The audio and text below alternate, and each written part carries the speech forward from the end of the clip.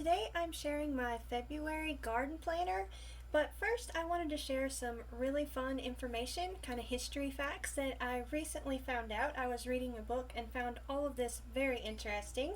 So I learned that almanacs were predictions by ancient Persian astrologers, if I can say that word. Okay, and then later the almanacs appeared in Rome, and the oldest copies of almanacs were written in the 1300s. Almanacs appeared in colonial American 1600s, and in 1733, Benjamin Franklin authored Poor Richard's Almanac under the name Richard Saunders, I believe is how you pronounce it.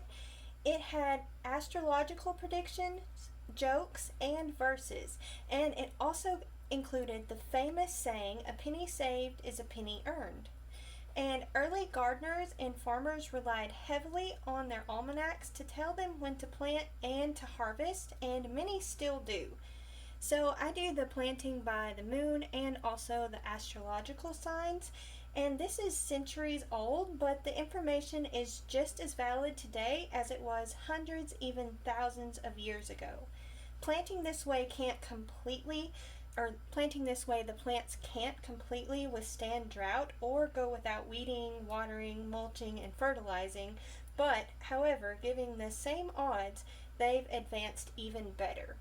And also some fun folklore that I learned about February is with the position of the moon.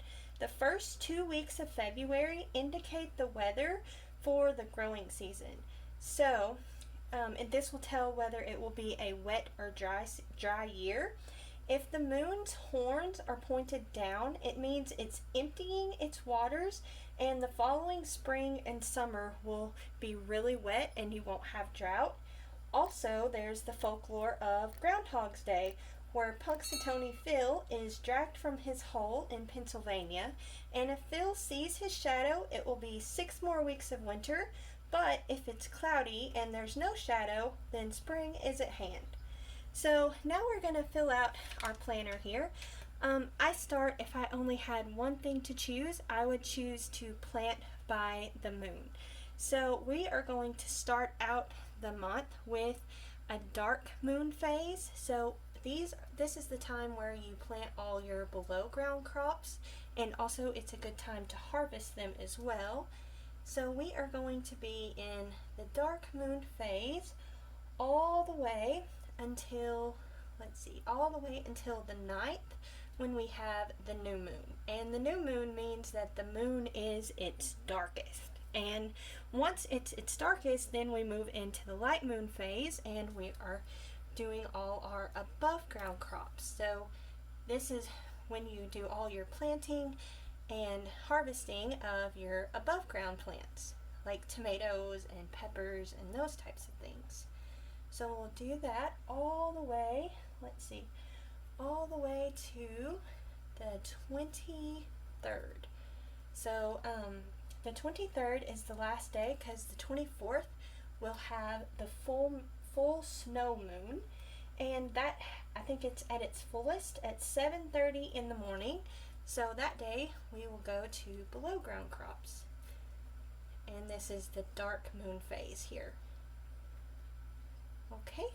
And also, I think I forgot to mention, I don't know if I have it wrote down. Yeah, the new moon starts at 6 p.m. So that's why this day is like that, because it's the dark moon phase there. Okay, so the next thing that I track is the astrological signs. So we are going to start out the month in the dark moon phase with very fertile days, and that astrological sign here is Scorpio, the secrets. So this would be a good day to plant any below ground crops like radishes or something like that. Yeah, these are really good days to do that. Also, we have Groundhog's Day on the 2nd, so we have that really fun folklore here. Some people really believe it. I think more often than not it's correct. I'm not sure, but it's a really fun thing to do. Okay, so the next days are the next astrological sign is Sagittarius, the thighs, and that is a fertile or so-so day. So we'll just write fertile slash so-so. So those are pretty good days to plant. These are the best. Like, you can't get any better than the fertile signs, but it's really important to plant, or at least I do it this way. The moon phases is more important. Like, if it's a very fertile day, you wouldn't want to plant tomatoes on this day because it's a below ground day and a dark moon phase. Okay, so next up we have Capricorn, the knees, on the 6th and the 7th, and that is also fertile days or so-so days. So it's a pretty good day. And then we're going to move on to Aquarius, the legs, on the 8th and the 9th. And that is also fertile or so-so days.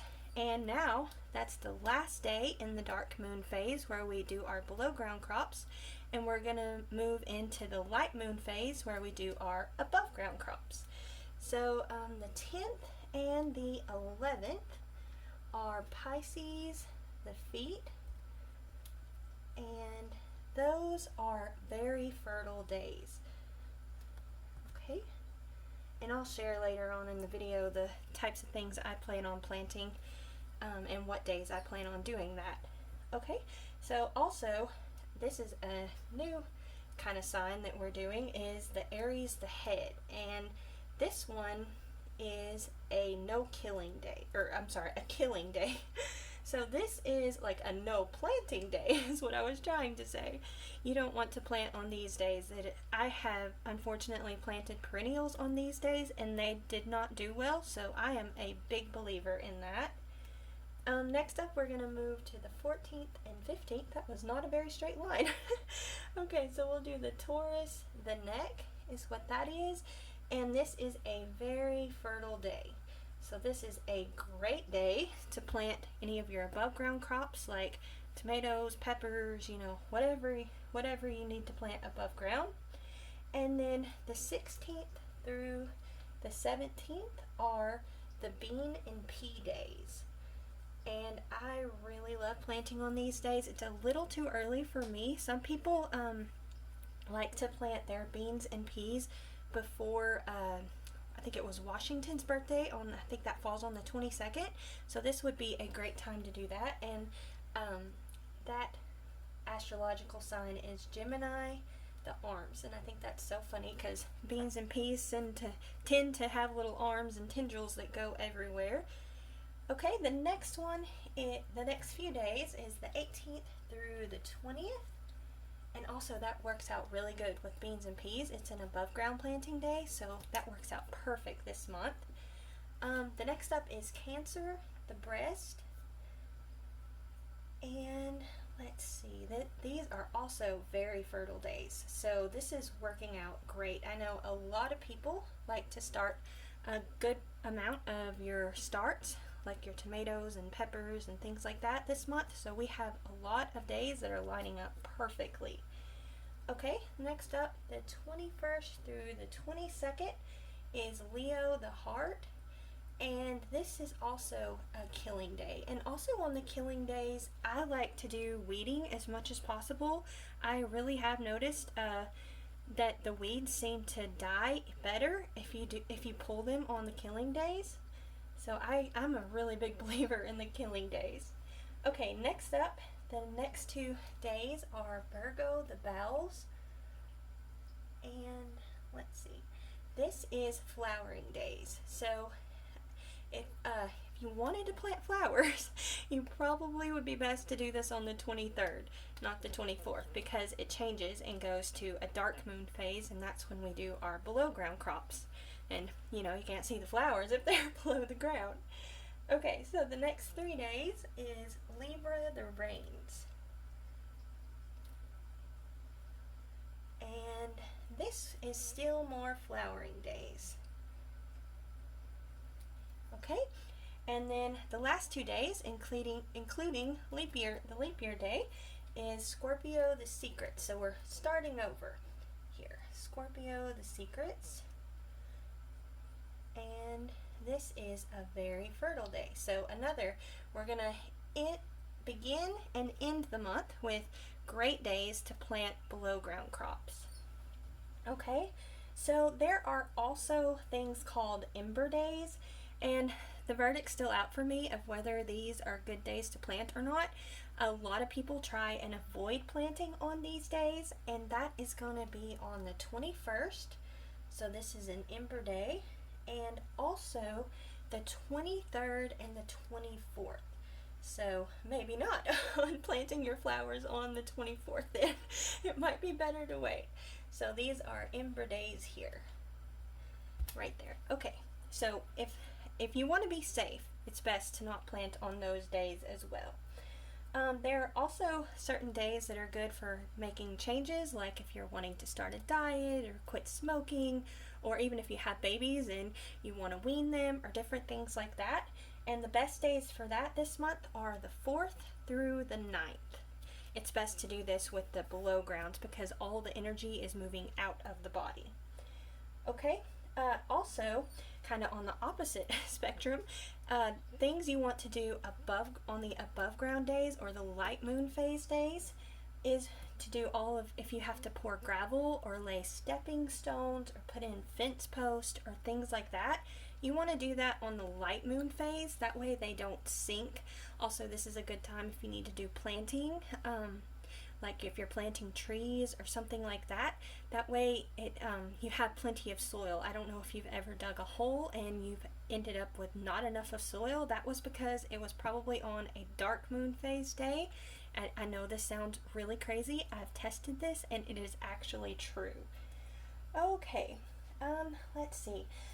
I also was going to show a few things. I meant to show this last month. I have started making these little to-do lists to try and help me remember what I need to do. So this is an example of one that I made for January, and this is one that I made for February. So I kind of put a few other things on here that other people it might be helpful for. I sometimes grow all of these plants and sometimes I don't. It just depends on the year. But I really like to start my peppers for sure this month and my sweet potatoes. That's for sure what I'm doing this year. And I also write down some of the things to be looking for. Like I also write what herbs I need to harvest and things like that. But this is what we have for this month. So for me personally, I am going to be starting peppers, and I think the best day to do those would probably be on the 10th and the 11th. I think that those would be the perfect days, or the 14th and 15th. Those are also great days to start your peppers. And if you want to do tomatoes, you can too. I just have a small growing area for my little greenhouse, and my tomatoes get really tall if I start them in February and I run out of space. Usually if I start them in March, they're touching the ceiling or tops of the shelves and the ceiling by the time it's time to plant them. So I wait and plant those in March. Another thing I needed to plant was sweet potato slips, or get those going. So I think that would probably be really good to do from the 1st through the 3rd. That would be a really great time. If I wasn't able to get to it that early in the month, it would also be really good to do it on the 28th or the 29th. Okay, and other things that are good to plant would be like eggplants. Those seem to take a really long time. We're not the biggest fan of eggplants around here, so I'm not planting that this year. Also, we're in the South, and some of these brassica vegetables don't grow very well here in the spring. They're best to do more in the fall. And but if you're up north, you could grow things like Brussels sprouts and broccoli, arugula, Swiss chard, collards, cabbage, those types of things. I'm sure there's a lot more, but that's just what I could think of off the top of my head. I think I covered everything I wanted to share. Comment down below and let me know what you guys are planting this month, if anything, and also let me know if you have a gardening channel. I love watching other people do gardening. It is so fun to me, and I'm getting really, really excited. I'm so happy that we are going to get to start planting seeds for this year. It'll be the first thing I'll be doing this year. I also need to get all my garden beds weeded. We have had a lot of flooding, so I haven't been able to get out there and do stuff, so I'm really excited to do all that, and hope everyone has a very abundant garden this year. Thank y'all so much for watching.